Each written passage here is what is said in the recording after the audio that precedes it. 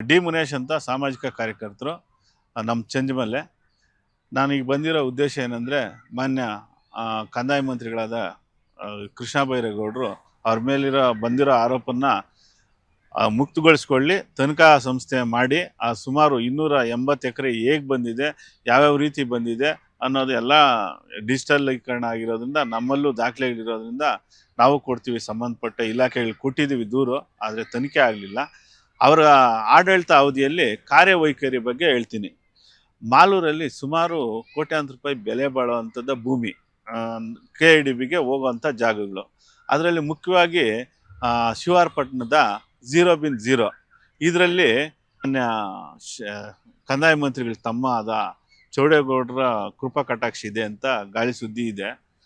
ಸುಮಾರು ಗೋಮಾಳ ಜಮೀನುಗಳು ನೂರಾರು ವರ್ಷ ಗೋಮಾಳ ಇರುವಂಥದ್ದು ಇತ್ತೀಚೆಗೆ 3 ವರ್ಷದಿಂದ ಇವ್ರು ಅಧಿಕಾರಿಗಳು ಬಂದ ನಂತರ ಹಿಡುವಳಿ ಜಮೀನುಗಳಾಗ್ತಾ ಇದೆ. ಹೆಂಗ್ ಹಿಡುವಳಿ ಜಮೀನು ಆಗ್ತಾ ಇದೆ ಅಂದರೆ, ದಾಖಲೆಗಳೇ ಇರಲ್ಲ.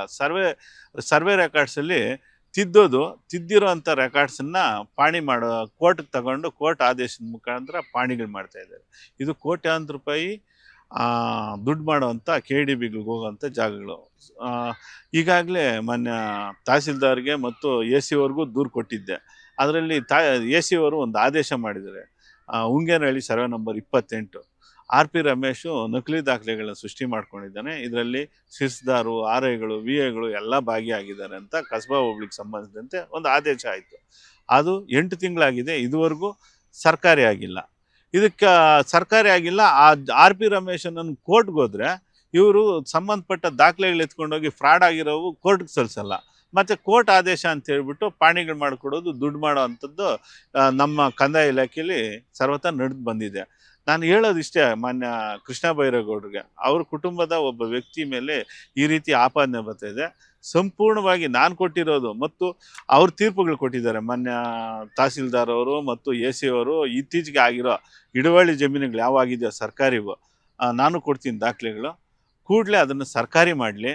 ಅವರು ಪ್ರಾಮಾಣಿಕರಾದರೆ ಅಥವಾ ಸತ್ಪ್ರಜೆಗಳಾದರೆ ನಾನು ಈ ಮೂಲಕ ಹೇಳ್ತೀನಿ. ಹಾಗೆ ವಿಧಾನ ಪರಿಷತ್ ಸಭೆಯಲ್ಲಿ ಕೂಡ ಮಾನ್ಯ ಅನಿಲ್ ಕುಮಾರ್ ಅವರು ಒಂದು ಪ್ರಶ್ನೆ, ಗಂಭೀರವಾದಂಥ ಪ್ರಶ್ನೆ ಎತ್ತಾರೆ.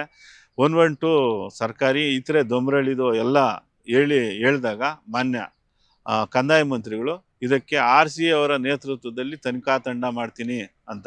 ಇದುವರೆಗೂ ನಿಮಗೂ ಗೊತ್ತಿರಂಗೆ ನನಗೂ ಗೊತ್ತಿರಂಗೆ ಅದು ಜಾರಿ ಆಗಿಲ್ಲ. ಆ ಸರ್ಕಾರಿ ಜಮೀನುಗಳಾಗಲಿಲ್ಲ, ಅದು ಹಾಗೇ ಇದೆ. ಅವರು ಹೈಕೋರ್ಟಲ್ಲಿದ್ದಾರೆ. ಮಾನ್ಯ ಅಫಿಡವಿಟ್ಗಳು ಕೂಡ ಹಾಕೋದಿಲ್ಲ ಇವರು. ಅಬ್ಜೆಕ್ಷನ್ ಕೂಡ ತಹಸೀಲ್ದಾರು, AC, DC ಯಾರೂ ಹಾಕೋದಿಲ್ಲ. ಅದು ಅವನು ಕೋರ್ಟಿಂದ ಜಯಿಸ್ಕೊಂಬರ್ತಾರೆ.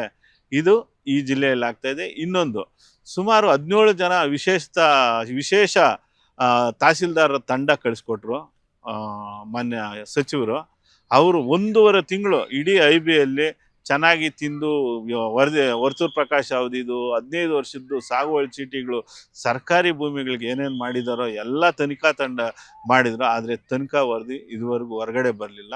ಆ ತನಿಖಾ ವರದಿ ಯಾಕೆ ಬರಲಿಲ್ಲ ಅಂದರೆ, ನಾವು ಸರ್ಕಾರಿ ಜಮೀನುಗಳಿಗೆ ಎಷ್ಟು ಬೇಕೋ ಮಾಡ್ಬೋದು ಅನ್ನೋ ಕಾರಣಕ್ಕೋಸ್ಕರ ಅವರೆಲ್ಲ ಅವ್ರಿಗೆ ಬೇಕಾದಂಥ ಅಧಿಕಾರಿಗಳನ್ನ ಪ್ರಭಾವ ಬೀರಿ ಇಲ್ಲಿ ಹಾಕ್ಸ್ಕೊಂಬಂದು ಈ ಥರ ಮಾಡ್ತಾ ಇದ್ದಾರೆ. ಇದು ಅವ್ರಿಗೆ ಶೋಭೆ ತರೋಂಥ ವಿಷಯ ಅಲ್ಲ.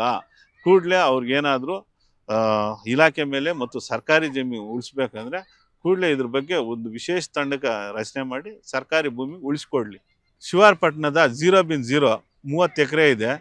ಅದರಲ್ಲಿ 8 ಎಕರೆಗೆ ಈಗ ಕಾಜಿ ಅಹಮದ್ ಅಂತ ಸರ್ವೆ ರೆಕಾರ್ಡ್ಸಲ್ಲಿ ನಮೂದಿಸಿ ಪಾಣಿಗೆ ಪ್ರಯತ್ನ ಪಡ್ತಾ ಇದ್ದಾರೆ. ಅದರ ರೆಕಾರ್ಡ್ಸು ನಮ್ಗೆ ಸಿಕ್ಕಿದೆ. ಈಗಾಗಲೇ ಅಬ್ಜೆಕ್ಷನ್ ಕೂಡ ಕೊಟ್ಟಿದ್ದೀವಿ. ಇತರೆ ಸರ್ವೆ ನಂಬರ್ಗಳಿಗೂ ಕೂಡ ಮೂಲ ವಾರಸುದಾರರಿಲ್ಲದ ವ್ಯಕ್ತಿಗಳನ್ನ ಸೇರಿಸೋದು, ಅವರಿಂದ ಇವ್ರ ಕ್ರಯಗಳು ಪಡೆಯೋದು, ಈ ಥರದ ಒಂದು ವ್ಯವಸ್ಥೆ ಇದೆ. ಒಂದು 30 ಎಕರೆ ಅಂದ್ರೂ ನೀವು ತಿಳ್ಕೊಬೋದು, 3 ಕೋಟಿ ಅಂದರೂ 90 ಕೋಟಿವರೆಗೂ ಇದೆ.